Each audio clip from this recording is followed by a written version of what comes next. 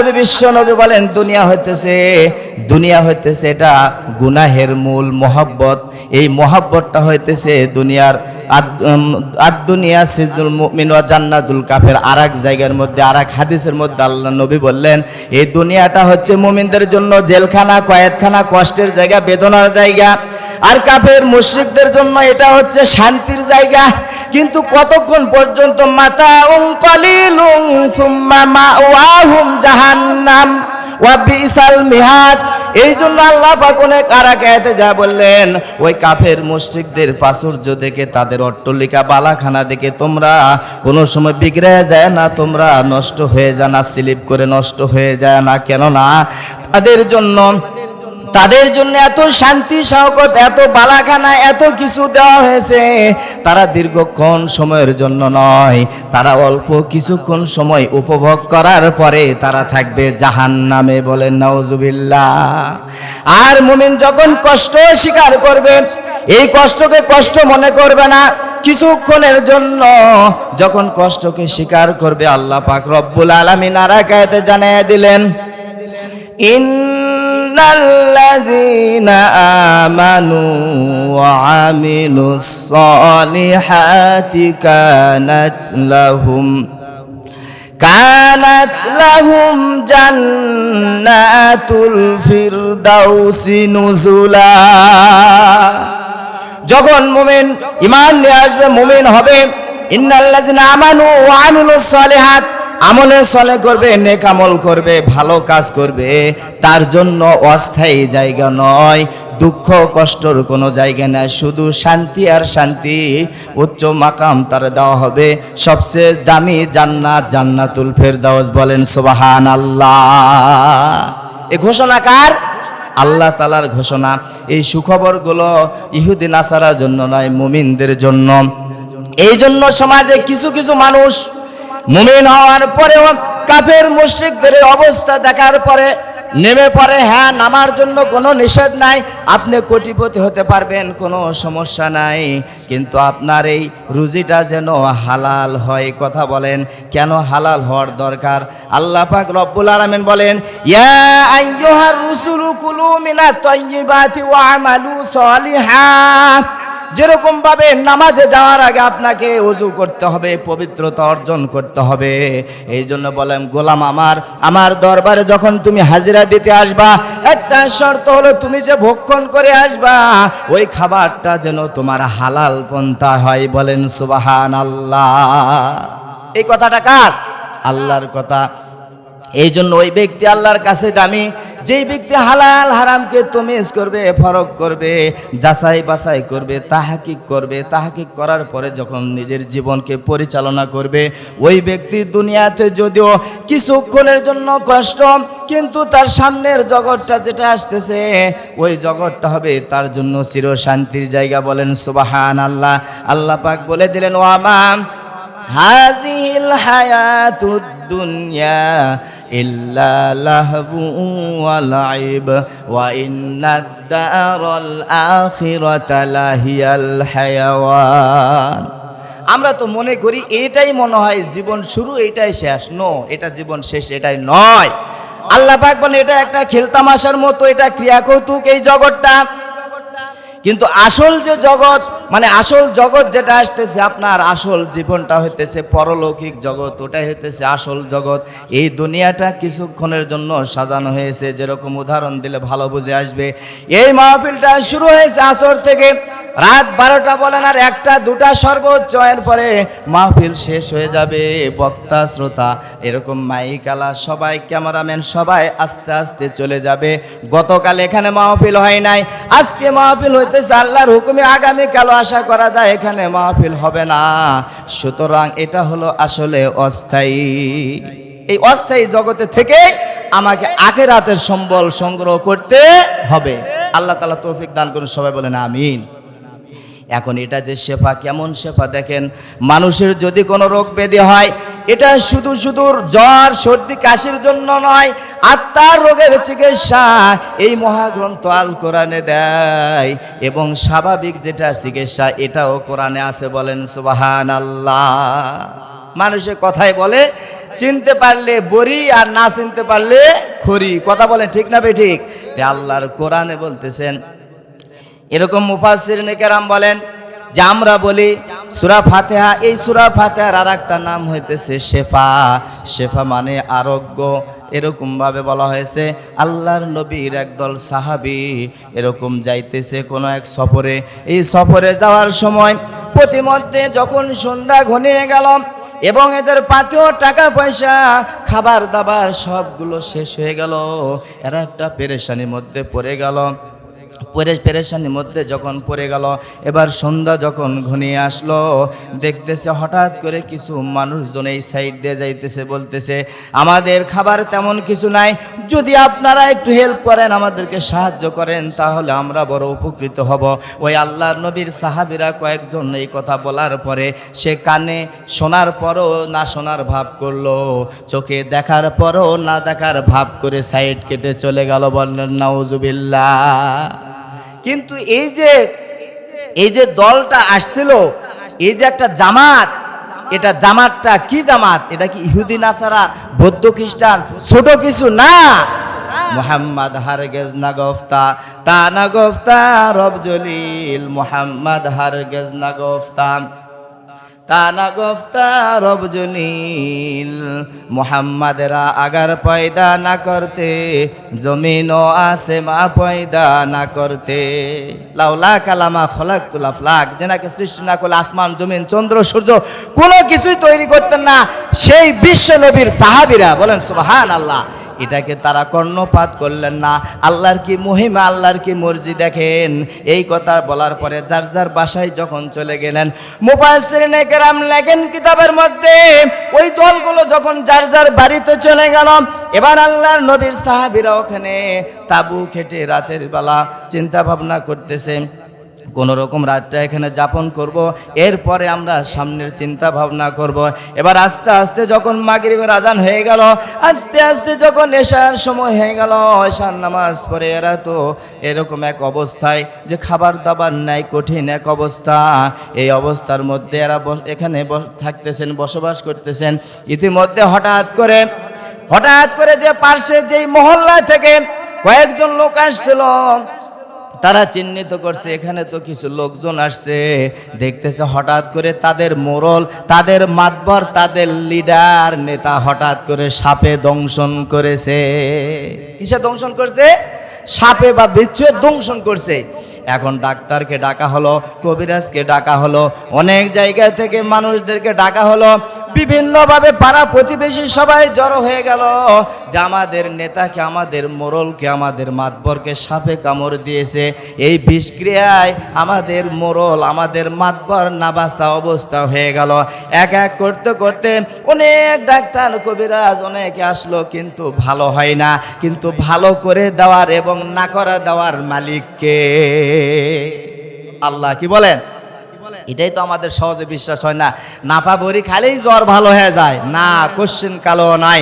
নাপার কোনো ক্ষমতা নাই, যে নাপাকে তৈরি করছে তারও কোনো ক্ষমতা নাই। বলেন, কথা বলেন ঠিক না বেঠিক? তার ক্ষমতা নাই। টাকা পয়সা থাকলেই যে আপনি সুস্থ থাকবেন, টাকা পয়সা থাকলেই সব করে ফেলবেন, অসম্ভব। এটা কিছুতে হতে পারে না। লর্ড হার্ট, যিনি বাংলার এবং ভারতের একজন মানে ধনাঢ্য একজন ব্যক্তি, এত টাকা পয়সার মালিক, কথায় কথা মনে আসলো। হ্যাঁ, আল্লাহ তাআলা তো এত বললেন, আইনামা তাকুনু ইউদরিকুমুল মাউতু ওয়ালা কুনতুম ফি বুরুজিম মুশাইয়াদা। আপনি যেখানে যে অবস্থায় থাকেন না কেন, মৃত্যু কিন্তু আপনাকে অবশ্যই পাকড়াও করবে। কুল্লু নাফসিন যায়কাতুল মাউত, তো কাসিন কুল্লু নাফসিন শারেবু কবর বাইতিন কুল্লু নাফসিন দাখিলু। যেখানে যে অবস্থা থাকেন না কেন, আপনাকে মৃত্যুর স্বাদ গ্রহণ করতে হবে, কবরস্থ আপনাকে হতে হবে। কথা বলেন ঠিক না বেঠিক? এই জন্য পৃথিবীর যত ইহুদি নাসারা, বৌদ্ধ খ্রিস্টান, যত বড় ডাক্তার, জজ ব্যারিস্টার, উকিল মুক্তার আছে না কেন, সবাইকে এক বাক্যে মেনে নিতে বাধ্য থাকতে হবে তারা, যে মৃত্যু অবশ্যই আসবেই আসবেই। কথা বলেন ঠিক না বেঠিক? এবার লর্ড হার্টের এমন অবস্থা হয়ে গেল, নাবাসা অবস্থা, কঠিন একটা অবস্থা। এই কঠিন অবস্থার মধ্যে এবার লর্ড হার বলতেছে, যদি তার পক্ষ থেকে অভিভাবক বলতেছে এত টাকার মালিক, সমস্যা নাই, টাকা আছে, অনেক ডাক্তার অনেক চিকিৎসা করতেছে, কোনো কাজ হয় না। এবার উনি একটা এলান করে দিলেন, একটা ঘোষণা করে দিলেন, যদি আমাকে যদি আমাদের নেতা ওনাকে যদি ভালো করে দেওয়া হয়, তাহলে তার যে অর্থ সম্পদ আছে তার অর্ধেক তাকে লিখে দেওয়া হবে। বলেন সুবহানাল্লাহ। এই কথা শোনার পরে একজন সায়েন্টিস্ট, গ্রেট সায়েন্টিস্ট, তার নাম হলো ভল্টার। এই ভল্টারটা ছিল বিজ্ঞ, একজন অভিজ্ঞ ডাক্তার। তার কলা কৌশল সব কিছু জানা, দামি দামি যন্ত্রপাতি অনেক কিছু আছে, মানুষের বিভিন্ন রোগে ট্রিটমেন্ট দিতে পারে। এই ভল্টার বলতেছে এই উপহারটা আমাকে অবশ্যই নিতে হবে, আর আমিও পারবো। এই বলে আস্তে আস্তে এবার যখন রোগীর কাছে আসলো, ওই যে লর্ড হার তার কাছে যখন আসলো, আসার পরে কি করলেন, মাথার থেকে পায়ের তালু পর্যন্ত বিভিন্ন আইটেমের মেশিন তখন সেটিং ফিটিং দিল। দেওয়ার পরে এবার সুইচ যখন টিপতেছেন, কিন্তু সুইচ দিলে কেমনে কাজ হবে? এখানে যে বাতি জ্বলতেছে ভাইজান, প্রিয় উপস্থিতি, বাতিটা কিন্তু এমনি এমনি জ্বলে নাই, এখানে কিন্তু ইলেকট্রিক লাইন দেওয়া হচ্ছে, নেগেটিভ পজিটিভ একটা সিস্টেম। আপনি যদি 500 টাকা দামে সুইচ লাগান, 10,000 টাকা দামের যদি বাল্ব লাগান, তারও দামি দামি যদি লাগান, কিন্তু মাঝখানে যদি কেসি দেয়া কাটা হয়, বাল্ব কিন্তু জ্বলবে না কিয়ামত পর্যন্ত। এটাই বাস্তব কথা বলেন ঠিক না বেঠিক? কিন্তু লর্ড হারকে বাঁচানোর জন্য অনেক চেষ্টা করতেছে, তার অর্থ সম্পদ অর্ধেক লিখে নেবে, অনেক চেষ্টা করতেছে। এবার যখন আস্তে করে সুইচ দিল, কিন্তু কোনো কাজ হয় নাই। প্রিয় উপস্থিতি, এবার যখন আবার সুইচ দেয়, কিন্তু বারবার সুইচ দিলে তো কাম হবে না। কেন? মেন সুইচ তো আছে আল্লাহর কাছে। বলেন সুবহানাল্লাহ। ওয়াতিলকাল আইয়ামু নুদাবিলুহা বাইনান নাস। কারণ আসল সুইচ তো আল্লাহ তাআলার কাছে, এই চাক্কার সুইচ তো আল্লাহ তাআলার কাছে। আল্লাহ যদি যেরকম বললাম নাপা বড়ি, এই নাপা বড়িকে যদি অর্ডার দেওয়া হয়, অনুমতি যদি দেওয়া হয়, তাহলে ভিতরে যে কাজ করবে, না হলে কাজ করবে না। কিসের 800 টাকা আর 1000 টাকা? আপনি 50,000 টাকার ডাক্তার দেখালো, কাজ হবে না যদি আল্লাহর হুকুম না থাকে। কথা বলেন ঠিক না বেঠিক? যা হোক, তারকে অনেকভাবে চিকিৎসা করার চেষ্টা করলো, কিন্তু কাজ হলো না। সেকে মাটির নিচে যেতে হলো, তার কারণ টাকা পয়সায় কাউকে শান্তি দিতে পারে না, বাঁচায় রাখতে পারে না। যা হোক, প্রিয় উপস্থিতি, আমরা এবার ওই আয়াতে কারিমা থেকে যে তাফসীর আমরা খেয়াল করছিলাম, যে যখন ওই সাহাবায়ে কেরাম ওই রাতের বেলা ওখানে রাত যাপন করতেছেন, ইতিমধ্যে ওখানে তখন তাদের যে লিডার, তাদের মোরল মাতবর এরকমভাবে অসুস্থ, এমন পর্যায়ে চলে গেল। এমন অবস্থায় ডাক্তার, রোগী চিকিৎসা করার জন্য অনেক ডাক্তার আসলো, কবিরাজ আসলো, কোনো কাজ হইতেছে না। এবার হঠাৎ করে তাদের মধ্য থেকে একজন বলতেছে, আমার মনে সাক্ষী দিতেছে, ওখানে একদল মানুষ দেখলাম, একদল, তাদের মধ্যে হয়তো বা কোনো ঝাড়ফুঁক দেওয়ার মতো মানুষ থাকতে পারে। বলেন সুবহানাল্লাহ। আল্লাহর কি খেলা! এবার তারা বলতেছে, কোথায়? কই যে পার্শ্ব অমুক জায়গা তোরা আছে তো। কই চলেন আমরা তার কাছে যাই। এবার তাদের কাছে যে এবার বলতেছে, আমাদের মোরল, আমাদের মাতবর তো বড় অসুস্থ হয়ে পড়েছে, একদম বিছনাগত, সাপে কামড় দেওয়ার, দংশন করার কারণে আমার মনে হয় বাঁচবে না মনে হয়, একদম মৃত্যু শয্যায় চলে গেছে। দয়া করে আপনাদের মাঝে যদি কোনো ঝাড়ফুঁক দেওয়ার মতো যদি কোনো ব্যক্তি থাকে, তাহলে আমাদেরকে একটু উপকৃত করেন। এবার তাদের মধ্যে থেকে একজন সাহাবীর নাম ছিল আবু সাঈদ খুদরি রাদিয়াল্লাহু তাআলা আনহু। বলেন সুবহানাল্লাহ। এই আল্লাহর নবীর সাহাবী এবার দাঁড়িয়ে গেলেন, দাঁড়িয়ে যে এবার বলতেছে, আমি ঝাড়ফুঁক দিতে জানি, আমি ঝাড়ফুঁক দিব। ঠিক আছে, চলেন এবার যাই, কিন্তু ঝাড়ফুঁক আমি দিতে পারি, কিন্তু একটা শর্ত আছে। বলেন সুবহানাল্লাহ। একটা কি আছে? শর্ত আছে। সেই শর্তটা কি? শর্ত হইতেছে, আমি যদি ঝাড়ফুঁক দিই, যদি রোগী ভালো হয়ে যায় আল্লাহর হুকুমে। কার হুকুমে? আল্লাহর হুকুমে যদি ভালো হয়ে যায়, কারণ আমি তো পড়বো কোরআনে কারিম থেকে তেলাওয়াত করব। যদি রোগী ভালো হয়ে যায়, তাহলে আমাকে কিন্তু পুরস্কার দিতে হবে। বলেন সুবহানাল্লাহ। কি পুরস্কার? বলতেছে, এখন পুরস্কার কি দিবেন এটা আপনাদের ব্যাপার। কোনো ডাক্তারে বলে যে আপনার ভিজিট কত, রোগী বলেন তো নির্ণয় করেন, এই কথা বলে না। ডাক্তার আগেই ওখান থেকে ভিজিট নির্ধারণ করা আছে। কি বলেন? ওই অনুপাতে রুগী আসবে 5 মিনিট 10 মিনিট, যে রুগী যেরকম চিকিৎসা দিয়ে ভিজিট ডাক্তারের হাত দেওয়া নিতে হয় না। কি বলেন, ঠিক না বেঠিক? সহকারী যারা থাকে তারা এদিক নিয়ে নেয়। যা হোক, এখন জিজ্ঞাসা করতেছে এই ভিজিটটা কত দিবেন আমি জানি না। এবার তারা বলতেছে যদি ভালো হয় আমাদের মোরল, তাহলে আপনার জন্য 1 পাল বকরি আমরা উপহার দিয়ে দিব। বলেন সুবহানাল্লাহ। ওই আল্লাহর নবীর সাহাবী আবু সাঈদ খুদরি রাদিয়াল্লাহু তাআলা আনহু বলছেন হ্যাঁ আমি পারবো। এবার আল্লাহর হুকুমে এই কোরআনে কারীমকে বিশ্বাস রেখে আল্লাহর নবীর কথা অনুযায়ী উনি এবার আস্তে আস্তে হাঁটি হাঁটি পাপা করতে করতে এবার ওই মাতবরের বাড়িতে চলে গেলেন। যা দেখেন বিছনাগত অবস্থায় মারা যাওয়া অবস্থা হয়ে গেল। এবার ওখানে যে এবার বলতেছে আপনারা আমাকে একটু সাইড দেন, বসার পরিবেশ করে দেন।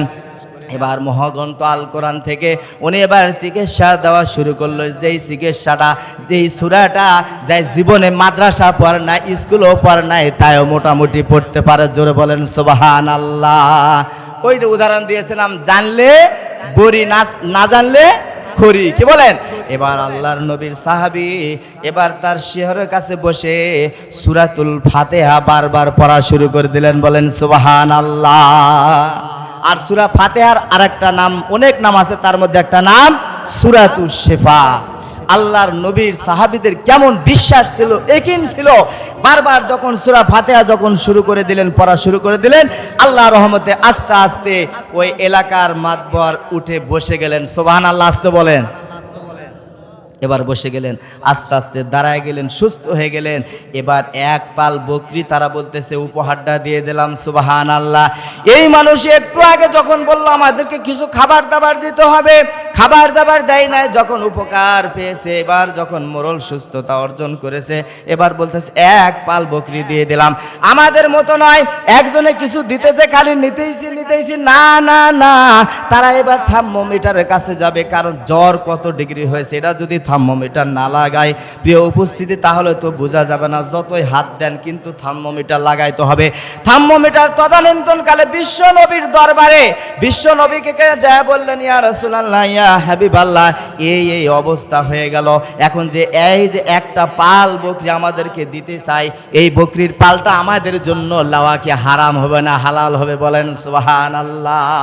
আল্লাহর নবীর সাহাবীকে আল্লাহর নবী বলতেছে হালাল না হারাম পরে আছে, কিন্তু এটা তুমি কিভাবে বুঝলা যে এই কোরআনে কারিমের এই আয়াতটা পড়লে ওই মানুষ সুস্থ হয়ে যাবে? আল্লাহর নবীর সাহাবী আবু সাঈদ খুদরি রাদিয়াল্লাহু তাআলা বললেন ইয়া রাসূলুল্লাহ, ইয়া হাবিবাল্লাহ, আপনি তো বলে দিয়েছেন এটার অপর আরেকটা নাম আছে শিফা।